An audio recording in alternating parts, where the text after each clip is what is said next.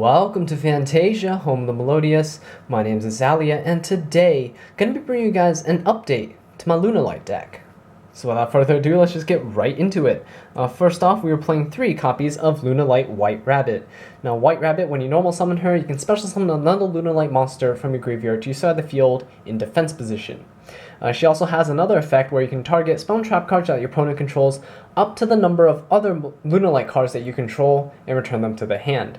So this is a mini giant Trunade that kind of clears the way for your future plays. So if your opponent really wants to keep their back row and their field intact, they're going to have to use their warning, their strikes or something on this. And that's actually pretty good for us because we have a lot of ways to get cards from the graveyard back onto the field anyway. Okay, so next off we were running 3 copies of Lunalight Black Sheep. Now, Black Sheep is the main card of the deck. You want to see this as soon as possible. She's probably the card that you're searching the most as well off of Tenki. Her effect is that you can discard her, and you can add 1 Lunalight monster from your graveyard to your hand. You don't really do that very often, but the second effect, where you can discard her to add a polymerization from your deck to your hand, is really important. This searches your polymerization, which is the main fusion spell for Lunalights, very important to have.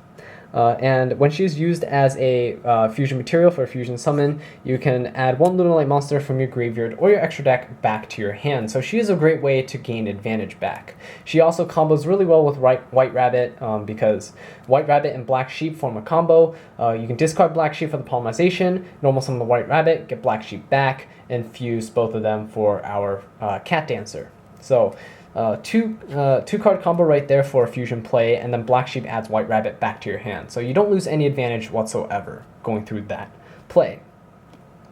Okay, so moving on, we run 1 copy of Lunalight Purple Butterfly. She's important to have because sometimes we're not able to pendulum summon our blue cat that's in her hand, so it's important that we're able to do that. And sometimes the 1000 attack boost actually comes in handy when you're trying to attack over something like a Blue Eyes that has 3000 attack. Our fusions have mostly in the 2000s, like 2400 and 2800 respectively for Cat and Panther Dancer.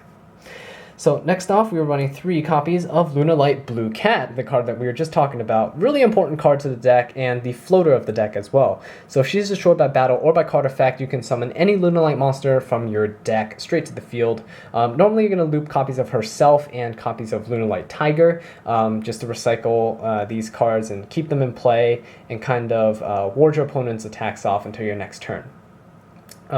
She also has another effect that's really powerful and really essential for our OTKs, is that you can, when she's special summon, you can target 1 Lunalight monster you control and double its original attack. So you're able to buff our fusions up, double their attack to 5000 something ish, and then attack over everything. Okay, so next off, we were running 3 copies of Lunalight Tiger. Now, Tiger is very strong in conjunction with Blue Cat. This is where most of our rank 4 plays will come from. It's just Blue Cat getting overlaid because Tiger brings her back from the graveyard. So her pendulum effect is that you can target 1 Lunalight monster in your graveyard, special summon it, and then her monster effect, or when she's destroying the pendulum scale, you can target another Lunalight monster in your graveyard and special summon it. So she's basically just Monster Reborns all across the board.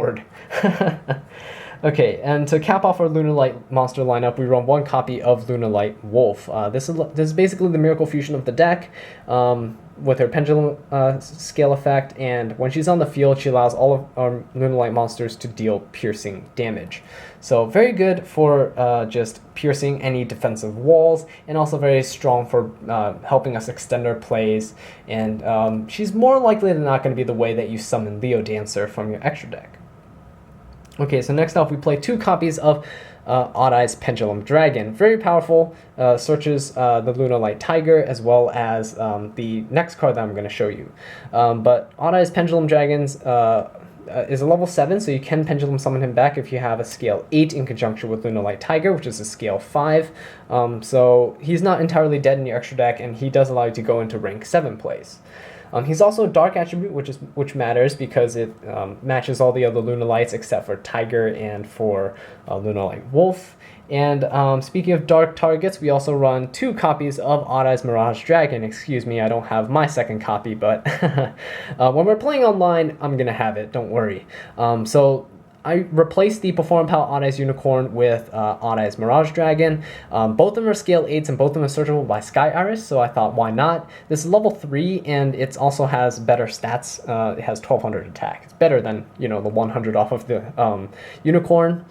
So I thought, might as well play this, and yeah, very good card overall. His Pendulum Scale effect says that basically that when an Odd Eyes Pendulum monster is on your side of the field is destroyed, you can destroy one other card in your Pendulum Zone and set that Odd Eyes monster from your extra deck to your Pendulum Zone. So let's say you have this in your Pendulum Scale and you had an Odd Eyes Pendulum Dragon on your side of the field. If Odd Eyes Pendulum Dragon gets destroyed, you can actually destroy the opposite scale, the Lunalight Tiger in your other scale. You can destroy her. Tiger will get something back from your graveyard, and then you get to set this Odd Eyes into your second scale, and then during the end phase, the Odd Eyes Pendulum Dragon will be able to blow up, go into the extra deck, and you can search another Tiger from your deck and add it to your hand. So that's a play that is possible, but will rarely come up because you're rarely going to have an Odd Eyes Pendulum Dragon on the field. And when you do, you're most likely going for game. From my experience, at least, that's usually what happens. So that's it for the monster lineup. Next off, we're going to go into the spells. So for the spell cards, we're running 3 copies of Fire Formation Tenki. This searches out all of our Lunalight monsters except for Lunalight Wolf. Very good card overall. Most of the time you're going to be searching Black Sheep or you're going to be searching Lunalight Tiger. Those are the 2 most important targets, I believe. So because we need Polymerization in our decks, we run 2 copies of Polymerization for the fusion plays and 1 copy of Fusion Substitute. Fusion Substitute only allows you to fuse from the field, but has a graveyard effect where you can return a fusion monster from your graveyard to the extra deck to draw 1 card.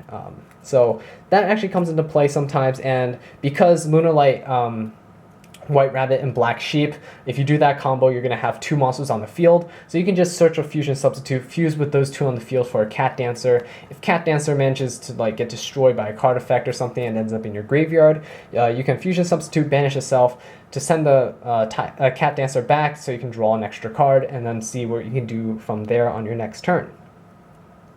Okay, next off we play 2 copies of Fusion Recovery. This is just to get our polymerizations back from the graveyard, and also a really excellent top deck. Like, if you draw this card late game, you're basically guaranteed to make a comeback of some sort, because you can add back your Black Sheeps and your polymerizations. That's usually the things that you'll add back, and then you can go for plays from there. Okay, and the reason why I switched out my Perform Power Odd Eyes Unicorn for the Odd Eyes Mirage Dragons is because I play 3 copies of Allure of Darkness now. Excuse the 2 copies that I'm missing, but Allure of Darkness allows us to draw 2 cards, and then we can banish 1 dark monster from our hand. Really good for cycling through our cards, and especially good because if we can search with Sky Iris, we're going to search for a Mirage Dragon or an Odd Eyes Pendulum Dragon, then play the Allure of Darkness to draw more cards, and then just banish the Odd Eyes cards that we don't really need. So it's really good in the Odd Eyes build, I believe. Okay, so next off we run 2 copies of Terraforming because we want to search our 2 copies of Sky Iris. Sky Iris is really good in conjunction with Blue Cat and Lunalight Tiger, just because those 2 cards float, and we can get pluses off of the Sky Iris when Sky Iris searches. We play 2 copies of Lunalight Perfume just to bring back monsters. You're usually bringing back like Blue Cats with this, and you can also banish it and send 1 card from your hand to the graveyard to search a Lunalight card. So another way to search, and this is a way we can search Lunalight Wolf, which actually comes in handy sometimes. Next up, we play 2 copies of Mystical Space Typhoon just to clear out the back row. We like to go second, so if your opponent plays back row decks, then hopefully we get to clear out 1 or 2 of their more powerful cards like Warning or Strikes and stuff, and then go for our plays. We run 1 copy of Odd Eyes Fusion, which allows us to just summon Odd Eyes Vortex Dragons from our extra deck and hopefully give us some disruption and negation on our opponent's turn so that we don't get like OTK'd. Okay, so we run 1 copy of Raigeki just to clear our opponent's field because we like going second, so just in case they have a lot of disruptive cards like Crystal Wing and stuff, we can just get rid of it. And we play 1 Upstart Goblin. The 1,000 life points that our opponent gets is nothing and meaningless when we OTK them with Lunalights. Okay, so that does it for the main deck. Next off, we're going to go into the side deck. Alright, so for the side deck, we're starting off with 2 copies of DD Crow. Really good for banishing important cards in Blue Eyes, ABC graveyards, even Burning Abyss graveyards. Really strong for hitting those like important cards that flow, that generate advantage, that they can banish to search more things. And keep in mind that it's also a dark monster, so that you can actually use it off of Allure of Darkness if you don't need it at the time. We play 2 copies of Maxi because everyone special summons now and we don't want them to. We also want more cards, so if they're trying to go off first turn and we draw like 3 or 4 cards, we can easily OTK them the next turn. So that is great to have if you're playing against decks like Burning Abyss and stuff, where they really need the special summons to establish a strong field. Next up, we play 2 copies of Ghost Ogre and Snow Rabbit. Really powerful against decks like Mermails, against decks like ABCs and their field spell. Good against Blue Eyes and Azure Eyes. Good against DDDs and Dark Contracts and things that search. So really good overall, and probably, in my opinion, one of the stronger hand traps in the format. Next off, we are running 3 copies of Kumongous the Sticky String Kaiju. You could change this for Radiant if you wanted to have more allure targets, but I think the Odd Eye stuff was doing fine, so I want to keep the level 7 so I could Pendulum Summon it, and so I can, Blue Eyes can't overlay for rank 8s and stuff, so pretty important and relevant in that regard. Okay, next off we run 1 copy of Dark Hole. Since we like going second, sometimes our opponent likes to just establish huge fields first turn, so we want something to bait or to clear out their monsters. Then we'd run 2 copies of Twin Twisters just in case we're running into like PK Fires where they set all their Fog Blades and stuff. We really want to clear those out before we make our plays. And we run, last but not least, 3 copies of System Down because of ABCs and because ABC Dragon Buster is such a powerful card. If you activate this, most of the time they're going to lose because it doesn't matter if they defuse or not, the cards are all going to be banished. And it's just really powerful against them. It's also good against Cosmos and stuff if you're playing against them as well. So that does it for the side deck. Next off, we're going to go into the extra deck. Alright, so for the extra deck, we are playing 1 copy of Sky Cavalry Centauria. It's our rank 2 monster that we normally make with White Rabbit and Black Sheep, and it's just a way for us to get over non-target, non-destruction monsters by bouncing them back to the hand. Next off, we play 1 copy of Abyss Dweller to stop our graveyard effects if our opponents are playing any floating monsters. It's really good for when we're trying to use Panther Dancer or Cat Dancer or repeatedly attacking every monster. Instead of doing that, we can just stop their floating entirely and just go for a game. Okay, next off we play 1 copy of Castel and the Sky Blaster Musketeer just to spin back any problematic cards that are on the field. We run 1 copy of Brotherhood the Firefist, Tiger King, because on summon he can set a Tenki straight from our deck, so it allows us to set up for a search. This is probably the rank 4 monster that we're going to go into most of the time. And he also has the mini skill drain effect where you can detach 1 XOZ material and he negates everything that's not Beast Warrior type monster on the field. Next off, we run the Utopia package to round off the rank 4s. We run 1 Utopia and 1 Utopia Lightning. Really good for just getting over any problematic monsters and swinging for game, essentially. Lunalights just like to deal damage. Damage. That is the purpose of the deck. Okay, so next off we roll 1 copy of number 11 Big Eye, just in case we have Cat Dancer and Odd Eyes Pendulum Dragons or something and we can just steal our opponent's monster. We run 1 copy of Odd Eyes Absolute Dragon, mostly just as targets for the Odd Eyes Vortex Dragon, for the Odd Eyes Fusion, also the Odd Eyes Rebellion Dragon. So yeah, that's it for the XYZs. Next off we'll go into the fusions, and then you'll see what I'm talking about. So Odd Eyes Vortex Dragon here requires 1 Odd Eyes monster and 1 Pendulum monster satisfied with the Odd Eyes Rebellion and the Odd Eyes Absolute Dragons. And when this card is special summoned, you get to target 1 face-up attack position monster that your opponent controls, return it to the hand.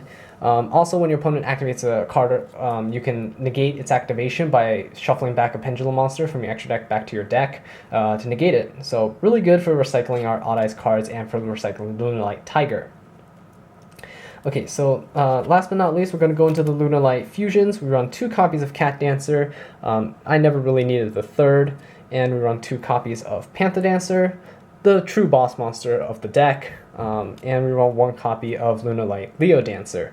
You barely go into her, but when you do, you basically won the game at that point if you had that much advantage to make her. She's also a big body that you can sit on in case your opponent can't get over something that's 3500 that's cannot be targeted and cannot be destroyed by card effects. So that does it for the fusions, that does it for the extra deck, and that does it for the deck profile. So thank you guys so much for watching this video. I really do appreciate it. If you enjoyed the video or found it helpful, please leave a like, subscribe for more Lunalight content, and leave a comment down below letting me know what I can do to improve. And until next time, take care.